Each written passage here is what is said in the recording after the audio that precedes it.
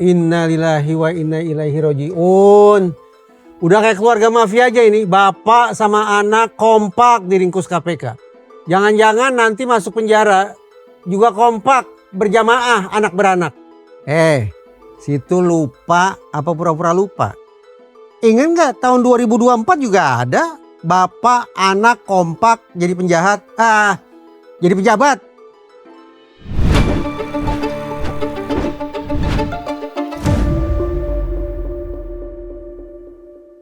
Tadi waktu baru datang, kemudian melihat ruangan di belakang saya ini, kok sekonyong-konyong saya ingat peristiwa perusakan buku merah di KPK ya. Masih ingat peristiwanya? Ya, ketika ada 2 personil penegakan hukum yang disebut-sebut sudah merusak barang bukti di kantor KPK sana. Tapi kita tidak mau bicara spesifik soal itu sih. Sebetulnya saya lebih mau bicara tentang betapa mengecewakannya, betapa menyedihkannya, tapi sekaligus betapa mengesalkannya. Begitu kepada kita dihadapkan berita tentang anak beranak ini, bapak dan anak bersekongkol melakukan korupsi. Memang beberapa episode terdahulu kita pernah singgung tentang kejahatan atau kriminalitas di lingkungan keluarga. Saat itu saya bicara tentang peran istri dalam tindak korupsi yang dilakukan oleh suami. Nah, sekarang kita mau fokus bicara tentang bapak dan anak. Kisah nyata ini lakon utamanya ada 2 orang, yaitu sang bapak bernama Lili Budi Suprianto dan saya harus tarik napas panjang, sang anak bernama Ibtu Setia Budi Dias Oktavianto. Kedua-duanya diringkus oleh KPK yang notabene kantornya si Setia karena dianggap sudah melakukan pemerasan atau semacam itulah terhadap kepala daerah yang sesungguhnya merupakan incaran operasi KPK. Jadi sekali merengkuh dayung, 2 kasus diungkap sekaligus oleh KPK.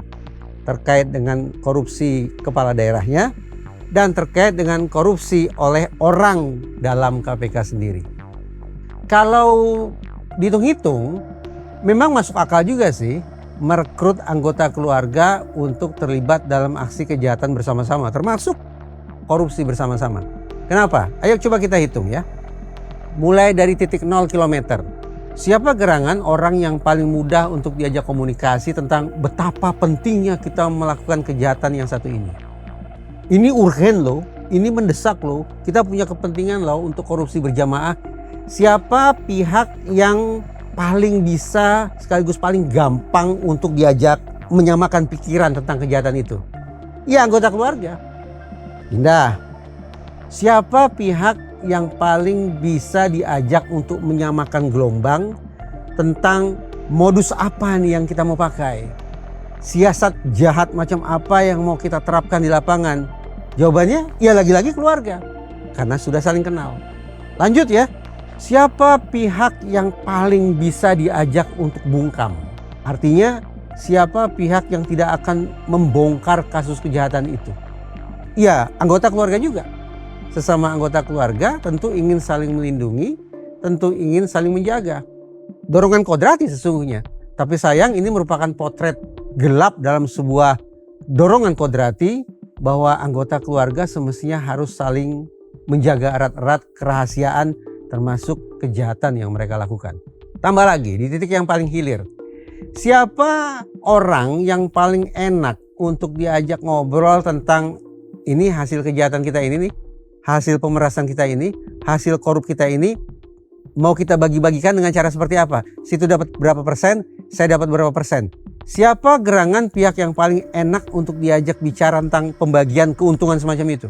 Ya anggota keluarga juga. Karena ya mungkin hitung-hitungan bisnisnya nomor 2, tapi hitung-hitungan paling utama tetap kita adalah satu keluarga. Kemungkinan adanya konflik terkait dengan pembagian hasil kejahatan itu akan bisa ditekan karena sekali lagi kita satu anggota keluarga. Alhasil mari kita simpulkan, mudah-mudahan tidak jadi pembelajaran yang keliru. Pihak yang hitung-hitungan di atas kertas paling potensial untuk diajak bersama-sama melakukan kejahatan adalah anggota keluarga. Lebih-lebih kalau pertalian keluarganya adalah antara orang tua dan anak. Orang tua tentu menyayangi anak. Anak tentu menghormati orang tua. Adanya ikatan emosional yang ekstra semacam itu akan membuat mereka relatif semakin aman sekaligus semakin kompak ketika melancarkan aksi kejahatan. Tapi harus saya tandaskan, ini bukan sebuah pembelajaran untuk ditiru atau dipraktekkan, sama sekali tidak. Saya sekedar bicara tentang betapa ternyata sesama anggota keluarga tidak imun dari dorongan untuk melakukan aksi kriminalitas. Itu dia. Sesama anggota keluarga yang semestinya saling mengingatkan, saling mencegah, tapi justru terperosok bersama-sama dalam aksi kejahatan. Nah, pertanyaannya, ketika ada ayah dan anak, Lili dan Setia, diringkus KPK, ini yang punya inisiatif siapa ya?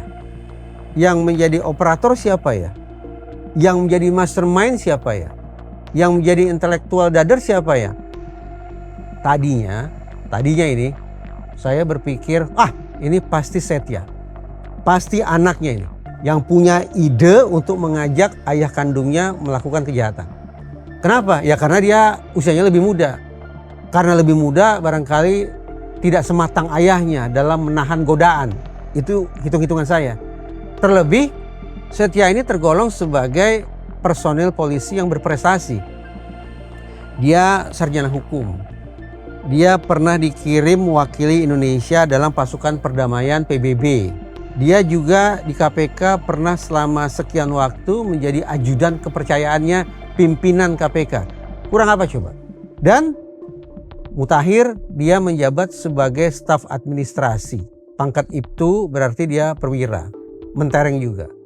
Nah, catatan-catatan positif itu yang buru-buru mendorong saya untuk melakukan koreksi. Karena boleh jadi bukan Setia ini yang punya niat sejak awal untuk melakukan kejahatan dengan memanfaatkan posisinya di KPK itu. Sekian banyak prestasi, sekian banyak catatan kebaikan tentang Setia membuat saya buru-buru berpikir ulang, jangan-jangan justru Lili lah, si bapak lah yang punya gagasan untuk melakukan aksi kejahatan itu. Tapi lagi-lagi saya pikir ulang, mana mungkin ya seorang Lili bisa-bisanya di usia senja justru punya pemikiran bejat. Apalagi dia seorang pengusaha di tingkat lokal. Apalagi dia tampaknya orang yang dikenal suka berderma di kampung halamannya. Lansia, suka berbuat kebaikan secara sosial, dan juga sukses sebagai wirausahawan. Mungkinkah orang yang catatannya sebening itu kemudian melakukan tindakan yang memalukan bagi keluarga besar? Pusing saya. Jadi saya tidak bisa menyimpulkan siapa gerangan yang sejak awal punya niatan buruk untuk melakukan, katakanlah melakukan pengaturan kasus korupsi yang tengah ditangani oleh KPK. Apakah ayahnya, si Lili, ataukah anaknya, si Setia?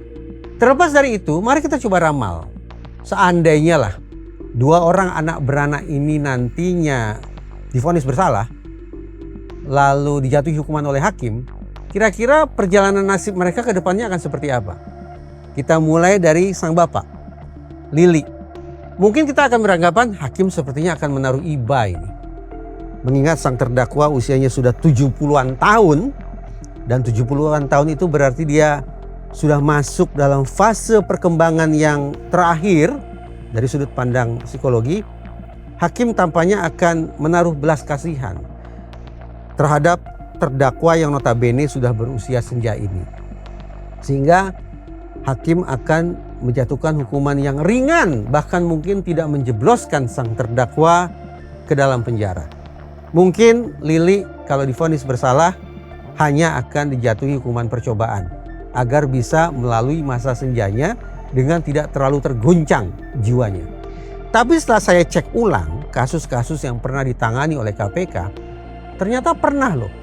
Ada juga tersangka, terdakwa, kemudian menjadi terpidana di KPK sana yang berproses hukum pada umur 70-an tahun juga, yaitu advokat senior sekaligus guru besar di bidang hukum bernama Oce Kaligis. Oce Kaligis itu diproses oleh KPK pada saat dia berusia 70-an juga, bahkan mungkin lebih tua daripada Lili. Dan hakim ternyata tutup mata loh terhadap kondisi Oce Kaligis yang sudah lansia itu. Siapa gerangan hakim yang menambah hukuman pidana bagi Oce Kaligis? Artijo Alkostar Sangalgojo.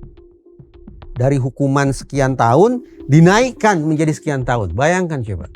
KPK tidak pandang bulu, mau lansia sekalipun, kalau melakukan korupsi sekalipun tetap diseret karena hukum. Dan Mahkamah Agung juga sama kejinya. Betapapun sang terdakwa sudah berusia senja, tapi tetap dijatuhi hukuman sekian tahun, bahkan diperberat masuk dalam penjara. Kendati di tingkat PK, hukuman Oce Kaligis dikurangi.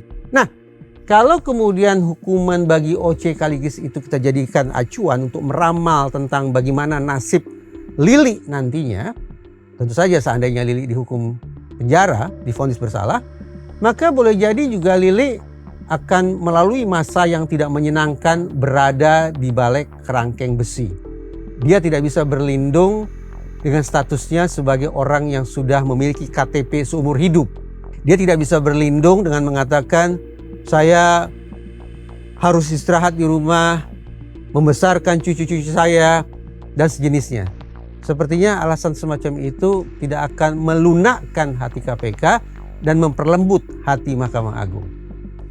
Walaupun juga perkiraan saya, Lili nantinya kalau divonis bersalah dan dijebloskan ke penjara akan mendapatkan remisi. Walaupun jumlahnya juga tidak seberapa. Remisi itu hanya 1 bulan sampai maksimal 6 bulan. Itu pun kalau sang terpidana lansia tetap menunjukkan kelakuan baik selama dalam penjara, tetap aktif mengikuti program-program di penjara, dan juga kondisi kesehatannya baik kondisi fisik maupun mental terus menurun. Kalau semua itu terdapat pada diri seorang napi lansia, maka dia tampaknya akan mendapatkan remisi alias pengurangan masa hukuman. Itu tentang Lili. Sekarang kita pindah, kita meramal tentang Setia. Apa jadinya kalau Setia juga dinyatakan oleh hakim saudara terbukti sah dan meyakinkan melakukan tindak pidana korupsi, dihukum masuk penjara? Berapa tahun kira-kira? Karena usianya masih muda, bahkan karena dia adalah personil penegakan hukum, perkiraan saya hukumannya tidak akan ringan. Perkiraan saya hukumannya tidak akan ringan. Tambah lagi, tampaknya proses hukum atas Setia ini betul-betul dilakukan oleh KPK sendiri. Bandingkan misalnya, dulu ada Brotoseno. Ketika Brotoseno dianggap melakukan pelanggaran etik, yang dilakukan oleh KPK adalah memulangkan Brotoseno ke instansi asalnya, yaitu Polri. Begitu pula ketika ada 2 personil KPK yang notabene berasal dari Polri melakukan apa yang disebut sebagai peristiwa perusakan buku merah, KPK melakukan hal yang sama, yaitu 2 orang penyidiknya itu dipulangkan ke kantor asal mereka, yaitu Polri. Kalau Setia sepertinya beda nasib ini. Kita bisa lihatlah foto betapa Setia ternyata tangannya telah diborgol, memakai rompi berwarna oranye. Itu menjadi alasan bagi saya untuk menduga tampaknya Setia tetap akan diproses hukum oleh KPK sendiri, tidak dipulangkan ke kantor asalnya. Nah, hukumannya bakal berat, perhitungan saya seperti itu. Tapi apakah karir Setia di Polri akan berhenti? Belum tentu juga. Dulu Brotoseno walaupun sudah pernah dipidana masuk dalam bui, tidak dipecat loh dari institusinya. Sampai kemudian dilakukan persidangan banding etik, barulah Brotoseno di PTDH. Tapi itu dulu. Mungkin Polri saat itu memang masih cenderung memprotek anggotanya sendiri. Beda dengan sekarang.